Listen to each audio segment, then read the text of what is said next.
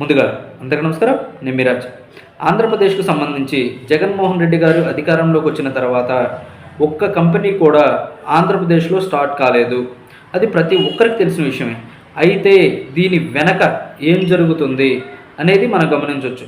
అదేంటంటే ఆంధ్రప్రదేశ్లో ముఖ్యమంత్రిగా జగన్మోహన్ రెడ్డి గారు ప్రమాణ స్వీకారం చేసినప్పటి నుంచి కూడా ఏదైనా ఒక కంపెనీ ఆంధ్రప్రదేశ్లో స్టార్ట్ చేయాలి అంటే దానికి సంబంధించి కొంత మొత్తంలో ఆంధ్రప్రదేశ్ ప్రభుత్వానికి అంటే జగన్మోహన్ రెడ్డి గారికి సమర్పించాలి.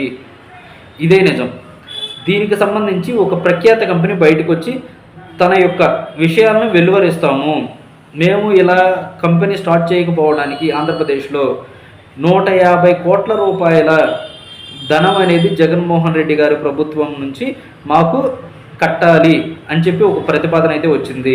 మేము అంత అమౌంట్ కట్టలేం కాబట్టి ఆంధ్రప్రదేశ్లో మా ఐటీ కంపెనీ అనేది స్టార్ట్ చేయలేకపోయాము అని చెప్పి ఒక కంపెనీ అయితే, ఒక ఐటీ దిగ్గజం ఐటీ కంపెనీ అయితే చెప్పడం గమనార్హం. దీనికి సంబంధించి జగన్మోహన్ రెడ్డి గారు ఎలాంటి నిర్ణయం తీసుకుంటారు అనేది 2019 నుంచి 2024 వరకు మనకు తెలిసిందే.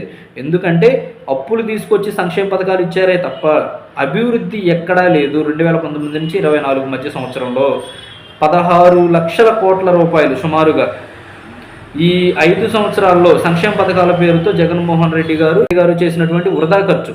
అంతేకాని దీనికి సంబంధించి జగన్మోహన్ రెడ్డి గారు ఎలాంటి కంపెనీలు తీసుకురావడం కానీ ఎలాంటి అభివృద్ధి కానీ ఆంధ్రప్రదేశ్లో చేయలేదు అని దానికి సంబంధించిన వివరాలను మేము కొన్ని రోజుల్లో మీ ముందుకు తీసుకురాబోతున్నాం అని చెప్పి తెలుగుదేశం పార్టీ అయితే తెలియజేయడం జరిగింది.